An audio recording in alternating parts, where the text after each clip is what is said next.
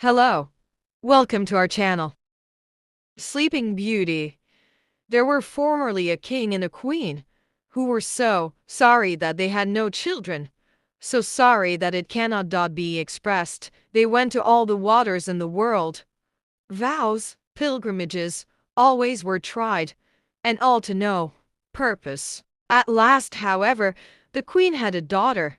There was a very fine christening, and the princess had for her godmothers all the fairies they could find in the whole kingdom. They found 7, that every one of them might give her a gift, as was the custom of fairies in those days. By this means the princess had all the perfections imaginable. After the ceremonies of the christening were over, all the company returned to the king's palace, where was prepared a great feast for the fairies. There was placed before every one of them a magnificent cover with a case of massive gold, wherein were a spoon, knife, and fork, all of pure gold set with diamonds and rubies. But as they were all sitting down at table, they saw come into the hall a very old fairy whom they had not invited, because it was above 50 years since she had been out of a certain tower, and she was believed to be either dead or enchanted.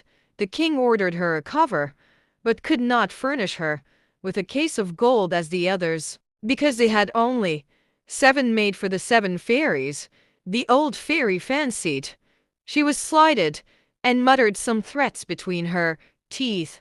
One of the young fairies who sat by her overheard how she grumbled, and judging that she might give the little princess some unlucky gift, went, as soon as they rose from table, and hid herself behind the hangings, that she might speak last, and repair, as much as she could, the evil which the old fairy might intend. In the meanwhile, all the fairies began to give their gifts. Till the princess, the youngest, gave her for gift that she should be the most beautiful person in the world. The next, that she should have the wit of an angel. The third, that she should have a wonderful grace in everything she did. The fourth, that she should dance perfectly well. The fifth, that she should sing like a nightingale. And the sixth, that she should play all kinds of music to the utmost perfection. The old fairy's turn coming next, with a head shaking, more with spite than age, she said that the princess should have her hand pierced with a spindle and die of the wound. This terrible gift made the whole company tremble, and everybody fell a dash, crying. At this very instant the young fairy came out from behind the hangings, and spake these words aloud: "Assure yourselves, O king and queen, that your daughter shall not die of this disaster. It is true, I have no power to undo entirely what my elder has done. The princess shall indeed pierce her hand with a spindle, but, instead of dying, she shall only fall into a profound sleep, which shall last 100 years, at the expiration of which a king's son shall come and awake her." The king, to avoid the misfortune foretold by the old fairy, caused immediately proclamation to be made, whereby everybody was forbidden, on pain of death, to spin with a distaff and spindle, or to have so much as any spindle in their houses, about 15 or 16 years after.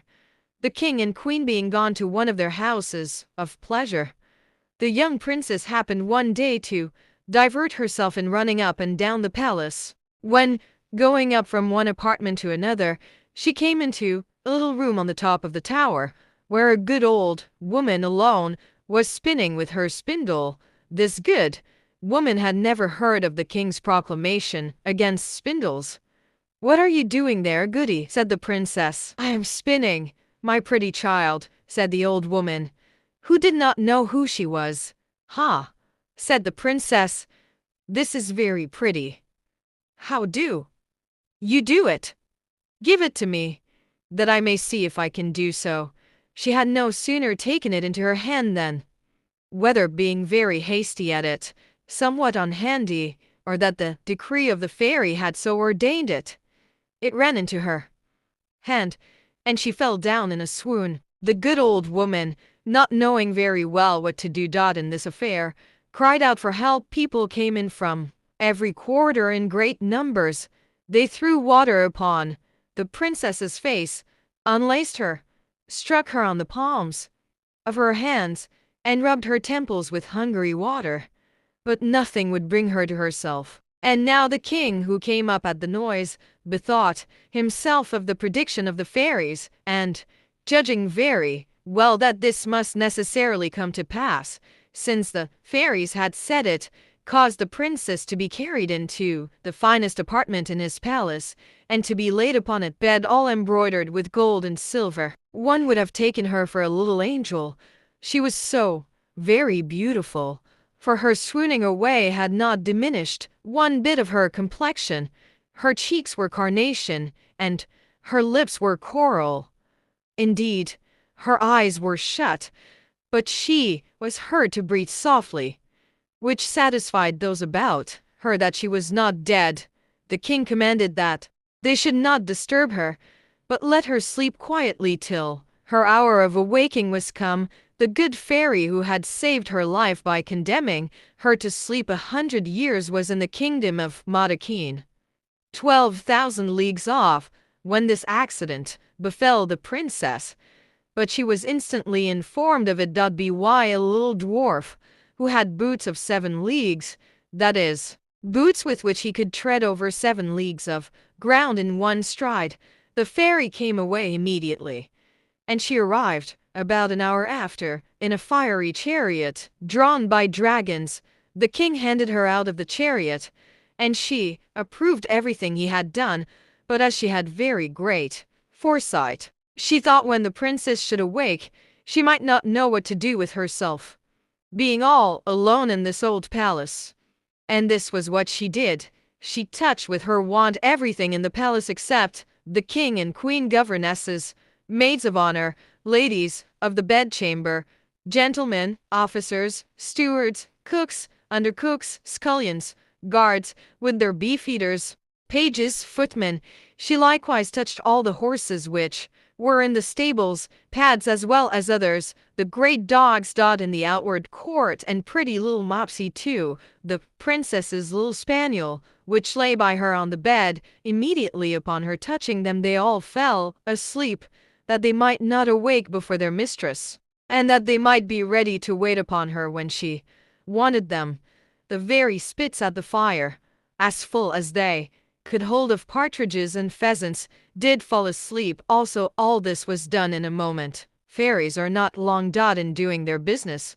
And now the king and the queen, having kissed their dear child without waking her, went out of the palace and put forth a proclamation that nobody should dare to come near it. This, however, was not necessary, for in a quarter of an hour's time there grew up all round about the park such a vast number of trees, great and small, bushes and brambles twining one within another, that neither man nor beast could pass through, so that nothing could be seen but the very top of the towers of the palace, and that too not unless it was a good way off.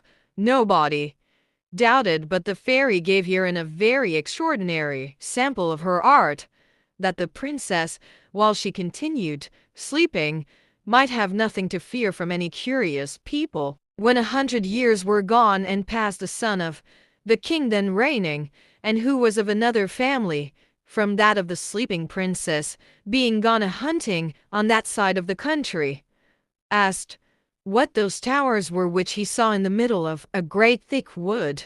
Everyone answered according as they had heard.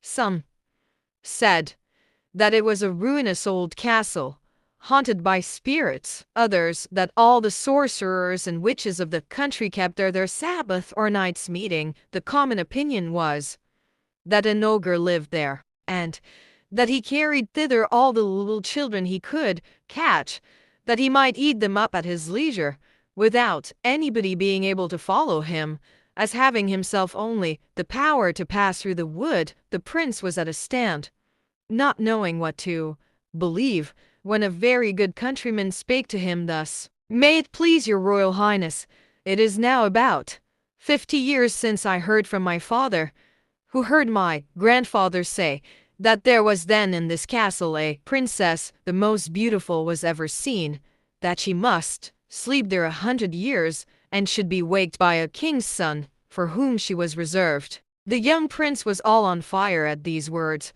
believing, without weighing the matter, that he could put an end to this rare adventure, and pushed on by love and honor, resolved that moment to look into it. Scarce had he advanced toward the wood when all the great trees, the bushes, and brambles gave way of themselves. He let him pass through. He walked up to the castle, which he saw at the end of a large avenue, which he went into, and what a little surprised him was that he saw none of his people could follow him, because the trees closed again as soon as he had passed through them. However, he did not cease from continuing his way. A young and amorous prince is always valiant. He came into a spacious outward court where everything he saw might have frozen the most fearless person with horror.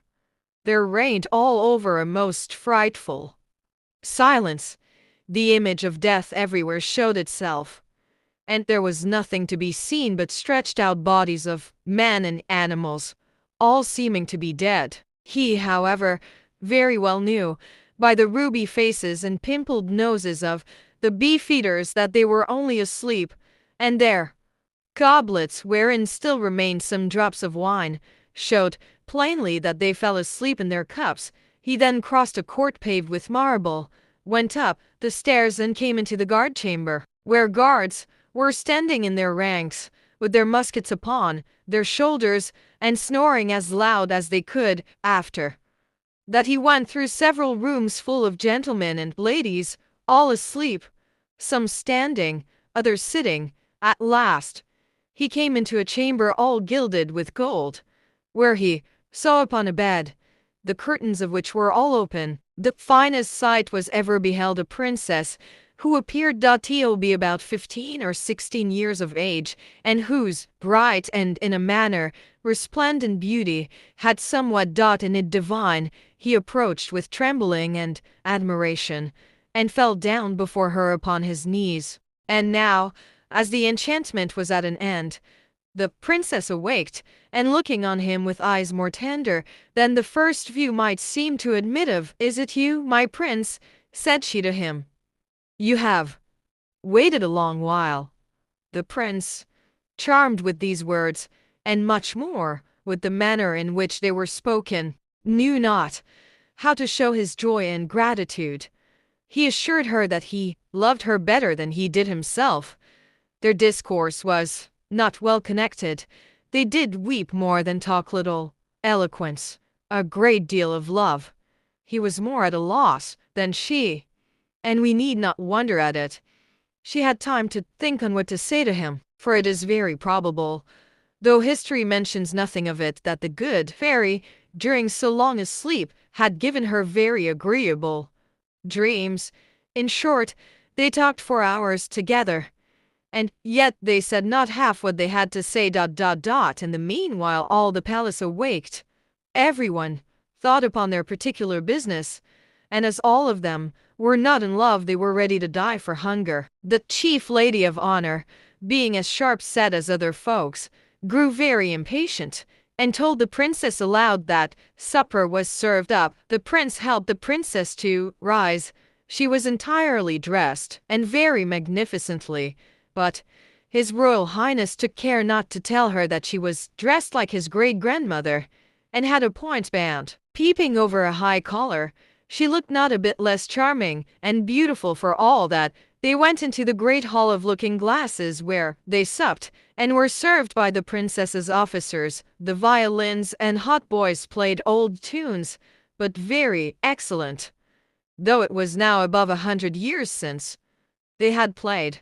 And after supper, without losing any time, the Lord Almoner married them in the chapel of the castle, and the chief lady of honor drew the curtains. They had but very little sleep. The princess had no occasion, and the prince left her next morning to return to the city, where his father must needs have been in pain for him. The prince told him that he lost his way in the forest as he was hunting, and that he had lain in the cottage of a charcoal burner, who gave him cheese and brown bread. The king, his father, who was a good man, believed him, but his mother could not be persuaded it was true.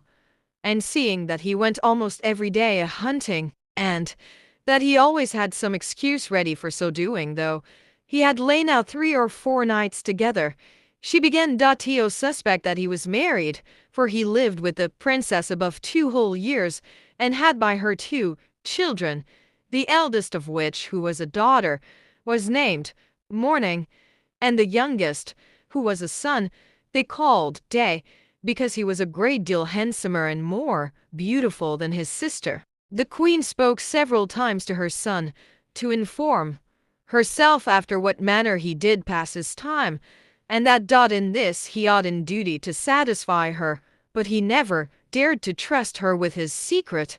He feared her, though he loved her, for she was of the race of the ogres, and the king would never have married her had it not been for her vast riches. It was even whispered about the court that she had ogreish inclinations, and that, whenever she saw the little children passing by, she had all the difficulty in the world to avoid falling upon them, and so the prince would never tell her one word.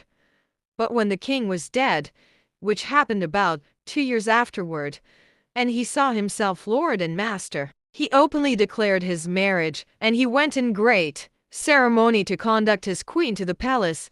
They made a magnificent entry into the capital city, she riding between her 2 children. Soon after, the king went to make war with the emperor Contalabut, his neighbor. He left the government of the kingdom to the queen his mother, and earnestly recommended to her care his wife and children.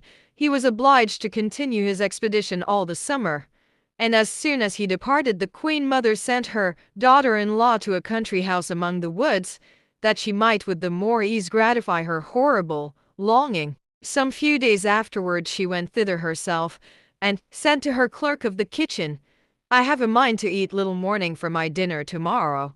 "Ah, madam," cried the clerk of the kitchen, "I will have it so," replied the queen, and this she spoke in the tone of an ogress who had a strong desire to eat fresh meat, "and will eat her with a sauce." Robert, the poor man, knowing very well that he must not play tricks with ogresses, took his great knife and went up into little Morning's chamber. She was then 4 years old, and came up to him jumping and laughing, to take him about the neck and ask him for some sugar candy, upon which he began to weep. The great knife fell out of his hand, and he went into the backyard and killed a little lamb, and dressed it with such good sauce that his mistress assured him that she had never eaten anything so good in her life. He had at the same time taken up little Morning, and carried her to his wife, to conceal her in the lodging he had at the bottom of the courtyard. About 8 days afterward, the wicked queen said to the clerk of the kitchen, "I will sup on little Day." He answered not a word, being resolved to cheat her as he had done before. He went to find out little Day, and saw him with a little foil in his hand, with which he was fencing with a great monkey, the child being then only 3 years of age. He took him up in his arms and carried him to his wife, that she might conceal him in her chamber along with his sister, and in the room of little Day cooked up a young kid, very tender, which the ogress found to be wonderfully good. This was hitherto all mighty well, but one evening this wicked queen said to her clerk of the kitchen, "I will eat the queen with the same sauce I had with her children." It was now that the poor clerk of the kitchen despaired of being able to deceive her. The young queen was turned of 20, not reckoning the 100 years she had been asleep. And how to find in the yard a beast so firm was what puzzled him. He took then a resolution, that he might save his own life, to cut the queen's throat, and going up into her chamber, with intent to do it at once, he put himself into as great fury as he could possibly, and came into the young queen's room with his dagger in his hand. He would not, however, surprise her, but told her, with a great deal of respect, the orders he had received from the queen mother. "Do it," "Do it," said she, stretching out her neck. "Execute your orders, and then I shall go and see my children, my poor children, whom I so much and so tenderly loved," for she thought them dead ever since they had been taken away without her knowledge. "No, no, madam," cried the poor clerk of the kitchen, all in tears. "You shall not die, and yet you shall see your children again. But then you must go home with me to my lodgings, where I have concealed them, and I shall deceive the queen once more by giving her in your stead a young hind." Upon this he forthwith conducted her to his chamber, where, leaving her to embrace her children and cry along with them, he went and dressed a young hind, which the queen had for her supper, and devoured it with the same appetite as if it had been the young queen. Exceedingly was she delighted with her cruelty, and she had invented a story to tell the king, at his return, how the mad wolves had eaten up the queen his wife and her 2 children. One evening, as she was, according to her custom, rambling round about the courts and yards of the palace to see if she could smell any fresh meat, she heard, in a ground room, little Day crying, for his mamma was going to whip him because he had been naughty, and she heard at the same time little Morning begging pardon for her brother. The ogress presently knew the voice of the queen and her children, and being quite mad that she had been thus deceived, she commanded next morning, by break of day, with a most horrible voice, which made everybody tremble, that they should bring into the middle of the great court a large tub, which she caused to be filled with toads, vipers, snakes, and all sorts of serpents, in order to have thrown into it the queen and her children, the clerk of the kitchen, his wife and maid, all whom she had given orders should be brought thither with their hands tied behind them. They were brought out accordingly, and the executioners were just going to throw them into the tub, when the king, who was not so soon expected, entered the court on horseback, for he came post, and asked, with the utmost astonishment, what was the meaning of that horrible spectacle. No one dared to tell him, when the ogress, all enraged to see what had happened, threw herself head foremost into the tub, and was instantly devoured by the ugly creatures she had ordered to be thrown into it for others. The king could not but be very sorry, for she was his mother, but he soon comforted himself with his beautiful wife and his pretty children.